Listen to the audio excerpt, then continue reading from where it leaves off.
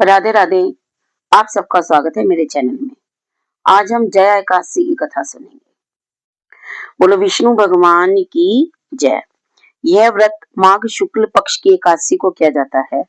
इस तिथि को भगवान केशव यानी कृष्ण की पुष्प, जल, अक्षत, रोली तथा विशिष्ट सुगंधित पदार्थों से पूजन करके आरती उतारनी चाहिए। भगवान को भोग लगाएं और प्रसाद को भक्त स्वयं खाएं। यदुनाथ बोले, हे नरेश, इस माह की एकादशी को जया एकादशी कहते हैं। इस उपवास से भूत प्रेत योनि से छुटकारा मिलकर श्रेष्ठ योनि मिलती है। इस एकादशी उपवास को भी नियमानुसार व विधि पूर्वक करना चाहिए। मैं तुम्हें इसकी कथा सुनाता हूँ। चित्त लगाकर यह कथा सुनो। स्वर्ग लोक में इंद्र का राज्य था। वह वहाँ अमृत पान करता था और नंदवन में अप्सराओं के साथ आनंद पूर्वक काम क्रीड़ा करता हुआ रहता था। एक दिवस जब इंद्र अप्सराओं के साथ काम केली में मग्न था, उस जगह गंधर्व गान कर रहे थे। उनमें एक बहुत प्रसिद्ध गंधर्व जिसका नाम पुष्पदंत था, वह अपनी पुत्री व पत्नी मलिन के साथ भी गायन कर रहा था। उसी स्थान पर मलिन और पुष्पवान का पुत्र माल्यवान भी था। वहां पर गायन करती हुई पुष्पवती नाम की एक लड़की माल्यवान पर मोहित हो काम बाण से घायल होकर उसने अपने हाथ पांव, रूप, सौंदर्य आदि से माल्यवान को अपने प्रेम जाल में फंसा लिया। पुष्पवती अत्यंत सुंदरी थी। वह उसके नैन नक्श और कटाक्ष भी अत्यंत मोहित करने वाले थे। पुष्पवती के असाधारण सौंदर्य से प्रभावित हो माल्यवान भी उस पर आसक्त हो गया। वे दोनों कामदेव के वश में हो सब कुछ भूल गए, परंतु इंद्र के आदेश पर उन्हें सभा में अन्य अप्सराओं के साथ नाचना पड़ा। परंतु कामासक्त होने के कारण वे दोनों गायन वादन में त्रुटियां कर रहे थे।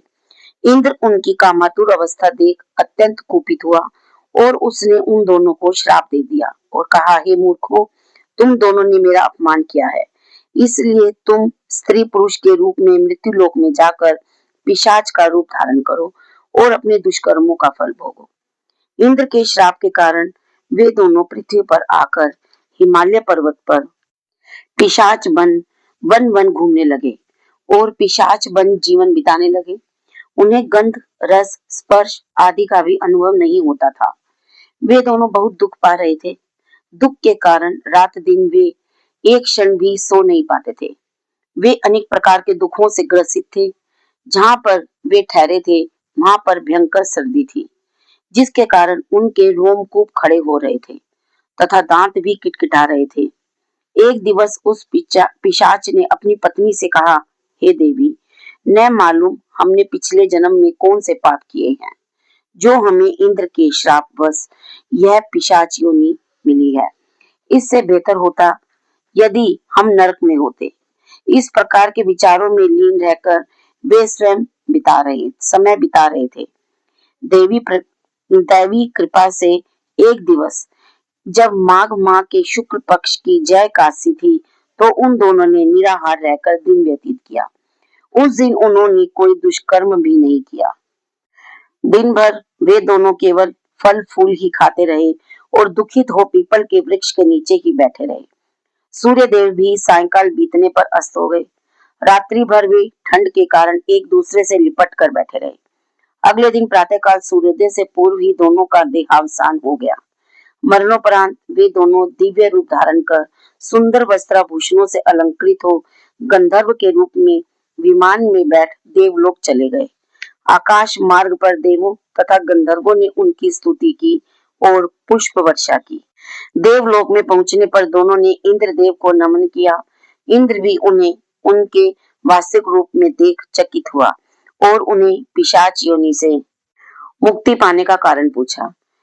इस पर माल्यवान गंधर्व ने कहा, हे देव, हमने जय एकादशी व्रत और विष्णु भगवान के पुण्य प्रभाव तथा जय एकादशी के व्रत के पुण्य से मुक्ति पाई है।